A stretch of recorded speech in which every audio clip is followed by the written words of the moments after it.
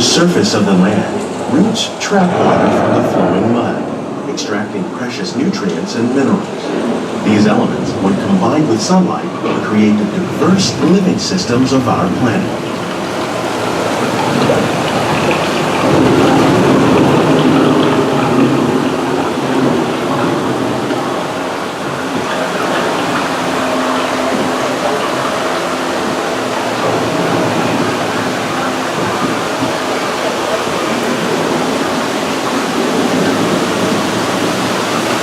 One of those living systems is the rainforest, home to the most amazing concentration of life on our planet.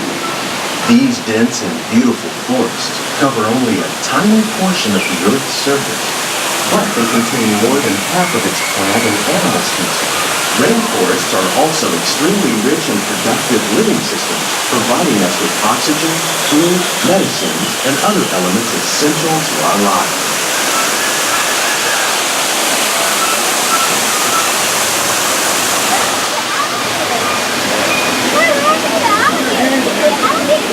Oh yeah, it's not there anymore.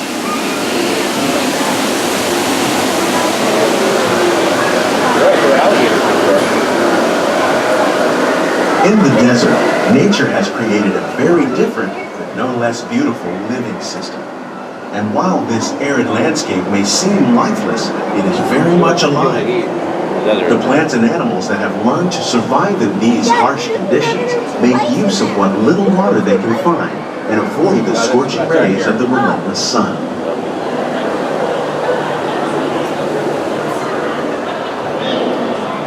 The American prairie once appeared as desolate as the desert, but over time, rainwater and nutrients gradually penetrated the hard surface of this land. Even the hooves of the mighty buffalo helped create the rich soil that would one day become home to the American farm.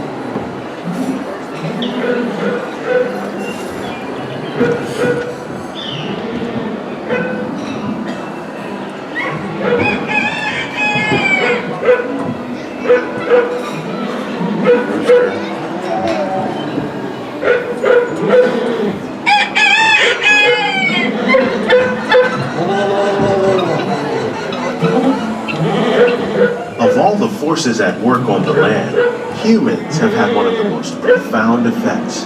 The need to produce food for a growing world led to the enormous use and sometimes overuse of the land. In our search for more efficient ways to grow food, we often fail to realize the impact of our methods.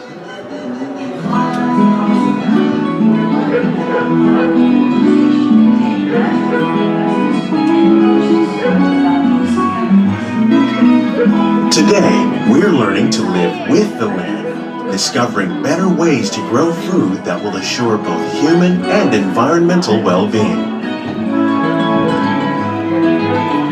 Here at EPCOT, we're learning to reduce the need for pesticides by using natural predators like ladybugs and wasps to control pests. In Japan, we're learning that by adding composted leaves and other plant material to our soil, we can reduce the need for fertilizers. In farmlands across America, we're learning that by plowing under vegetation containing natural fertilizers, we can enrich the soil without the use of chemicals. In Saudi Arabia and Mexico, we're learning to produce food on desert seacoasts by developing and planting crops that thrive in salt water. Wait, is Saudi Arabia and Mexico? Here at EPCOT, we're learning to There's lots of desert there. How will we meet tomorrow's growing needs for food production, yet still respect the needs of the land? Some of the answers are being discovered just ahead. To help us maintain these carefully controlled ecosystems, and for your safety, please remain seated in your boat at all times.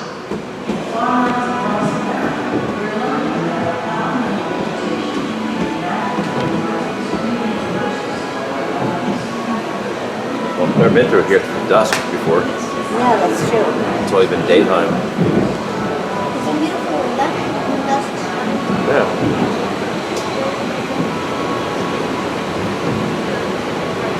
Welcome to our living laboratories, where scientists from EPCOT and the U.S. Department of Agriculture are exploring innovative ways to produce bountiful harvests now and into the future.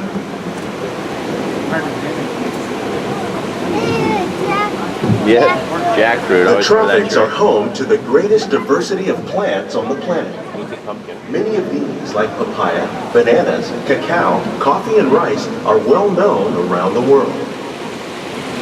These are just a few of the edible plants that have been an important source of nutrition for people living in the tropics. Many are rich in vitamins and minerals, while others are well adapted to growing in less than ideal That's conditions. where they had the Some, like the water lily, thrive in there. wet, swampy areas and waterways. that photo taken All of us. parts of this plant, even the flower petals, are edible. The starchy Yep. root of the We plant had our has picture taken in long front of that been one used time. to make flour for baking. Peanut butter tree. One day, many of these lesser-known tropical plants may be as important as the bananas growing on both sides of the boat. Banana. More than 28 million tons of bananas are eaten annually, making it the most popular fruit in the world.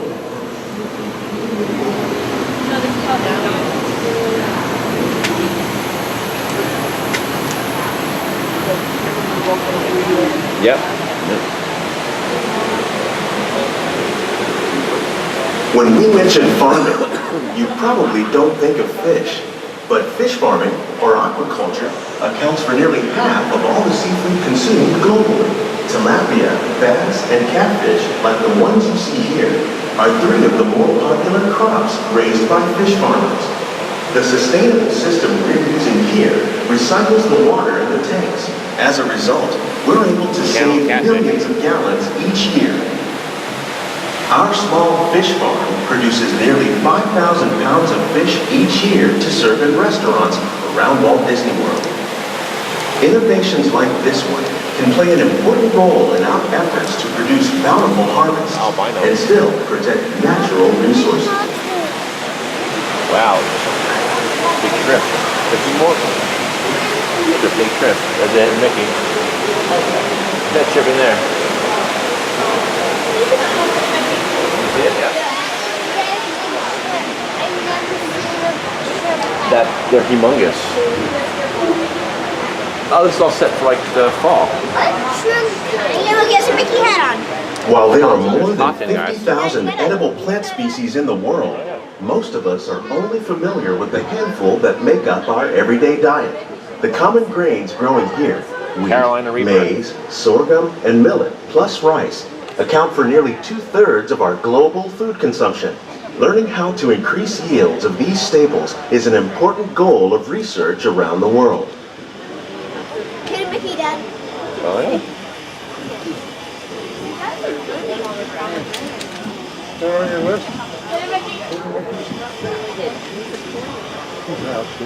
Monkey puzzle tree. Edible nuts. These plants are definitely on their way up. Innovative growing techniques like these increase yields while more efficiently using resources like water, fertilizer, and pesticides. Another innovation at work here is our integrated pest management program. By populating our greenhouses with beneficial insects that prey on harmful pests like aphids and flies, we are significantly reducing our reliance on conventional pesticides. We're growing these crops using our nutrient film system.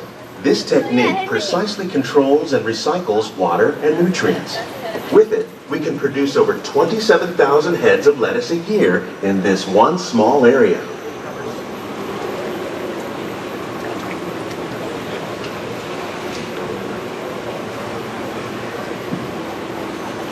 Some of our best ideas have been inspired by nature, like these fruit and vegetable trees. By growing these ground plants vertically, we can increase yields and better control diseases. These crops taste as good as they look.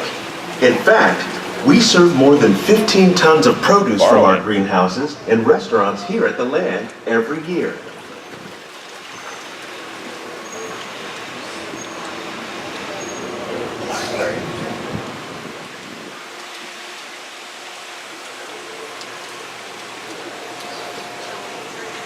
I remember these.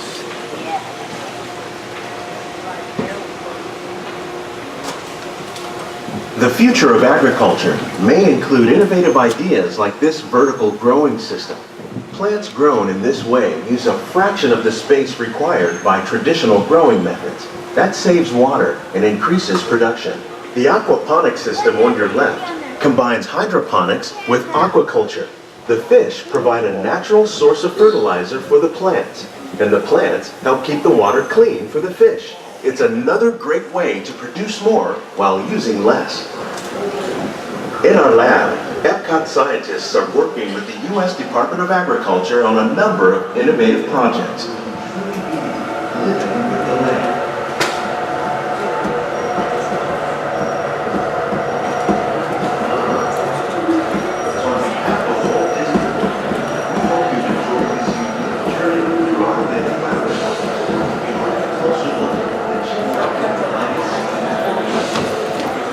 These greenhouses represent just a fraction of the work being done worldwide to produce bountiful harvests for our growing population. Scientists, farmers, and even backyard gardeners are doing their part to improve the quantity and quality of foods that we all rely upon. Together, we can continue to find more ways to increase food production and protect our precious natural environment. Only then will we truly be living with the land.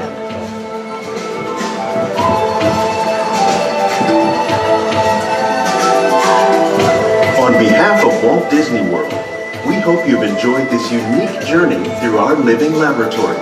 If you'd like a closer look, then check out the Behind the Scenes walking tour. It's a chance for the whole family to get up close and personal with the plants and growing techniques in our laboratories.